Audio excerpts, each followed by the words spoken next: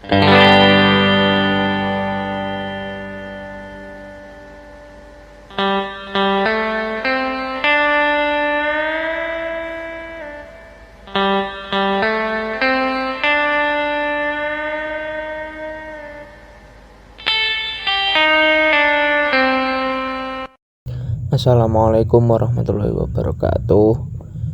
Di sini saya akan menjelaskan tentang ilmu komunikasi. Ada 8 hal penting di dalam komunikasi. Yang pertama, definisi ilmu komunikasi. Lalu sejarah perkembangan ilmu komunikasi, unsur-unsur komunikasi, fungsi komunikasi, prinsip-prinsip komunikasi, hambatan komunikasi, persepsi dalam komunikasi, dan yang terakhir komunikasi verbal dan nonverbal. Untuk yang pertama yaitu definisi komunikasi. Komunikasi adalah pertukaran informasi atau pesan dari komunikator dengan komunikan melalui saluran komunikasi untuk menghasilkan pemahaman yang sama dan menghindari miskomunikasi. Dilanjutkan sejarah perkembangan ilmu komunikasi. Komunikasi berkembang seiring dengan perkembangan peradaban manusia. Saya kelompokkan menjadi 7 masa atau 7 era perkembangan ilmu komunikasi. Untuk yang pertama, pada zaman kuno atau masa pratulis. Pada masa ini komunikasi berlangsung secara lisan melalui bahasa tubuh, simbol, dan ritual. Untuk yang kedua yaitu masa tulisan atau masa kuno dan pertengahan abad. Sekitar tahun 3000 sebelum Masehi, bangsa Sumeria mengembangkan tulisan paku yang menjadi awal komunikasi tertulis. Untuk yang ketiga yaitu revolusi cetak pada abad ke-15. Penemuan mesin cetak oleh Johannes Gutenberg sekitar tahun 1440 menjadi tonggak penting dalam sejarah komunikasi. Teknologi cetak memungkinkan produksi buku dan pamflet secara massal yang mengubah cara informasi disebarkan dan mendukung penyebaran ilmu pengetahuan serta revolusi pemikiran. Lanjut yang nomor 4 yaitu era komunikasi masa awal. Pada abad ke-18, munculnya surat kabar memungkinkan informasi dapat disebarluaskan dengan lebih cepat. Lalu pada akhir abad ke-19 ditemukan teknologi telekomunikasi seperti telegraf dan telepon yang memungkinkan komunikasi jarak jauh lebih efektif. Yang nomor 5 yaitu era penyiaran.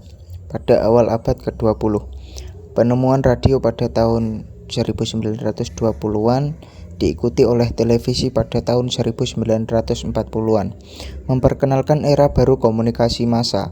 Media penyiaran memungkinkan informasi disebarkan secara luas dan serentak, sehingga menciptakan dampak besar dalam kehidupan sosial dan politik masyarakat. Dilanjut yang nomor 6 yaitu era digital dan internet pada akhir abad ke-20. Dengan kemunculan internet pada tahun 1990-an, terjadi revolusi dalam komunikasi global. Komunikasi menjadi lebih cepat, interaktif, dan tanpa batas geografis dengan kemunculan email, situs web, dan media sosial. Lalu yang terakhir pada era media sosial dan komunikasi virtual. Media sosial seperti Facebook, Twitter, dan Instagram mengubah cara orang berkomunikasi dan mengakses informasi. Era media sosial dan virtual ini memberikan banyak kemudahan dan peluang, tetapi juga menghadirkan tantangan baru dalam hal kesehatan mental, privasi, dan etika dalam berinteraksi di ruang digital.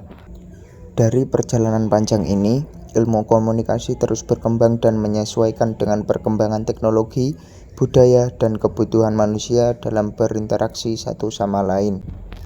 Lalu yang nomor 3, unsur-unsur komunikasi.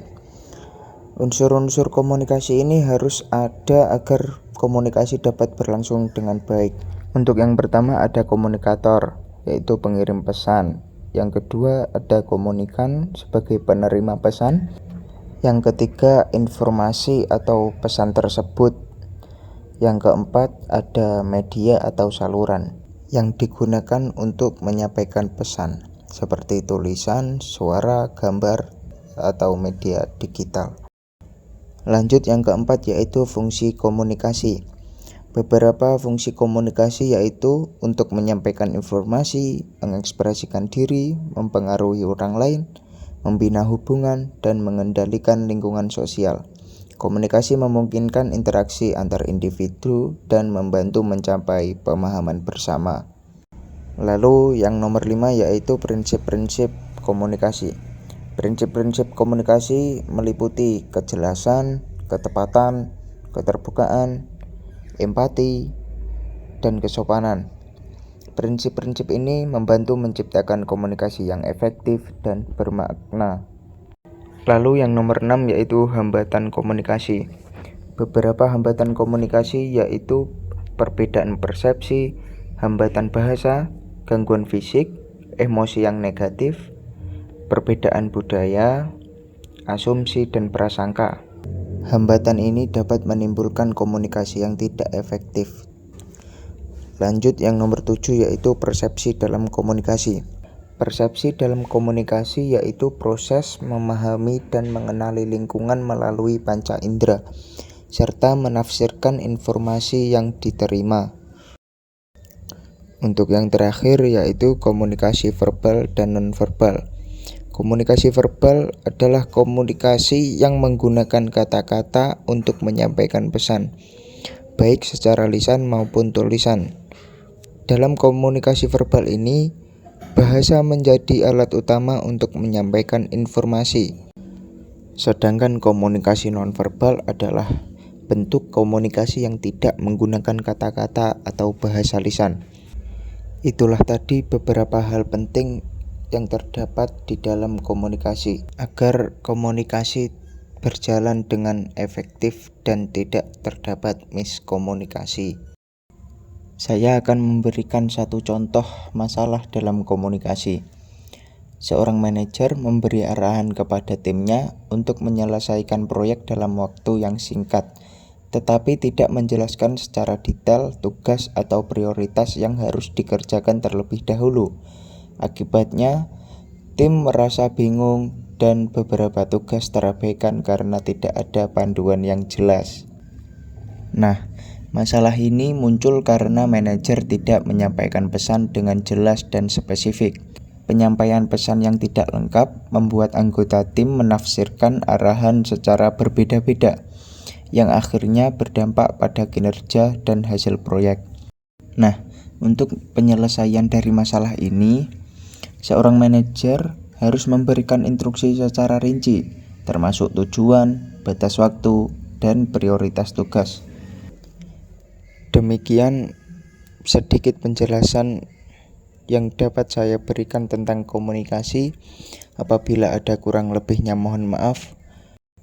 Wassalamualaikum warahmatullahi wabarakatuh.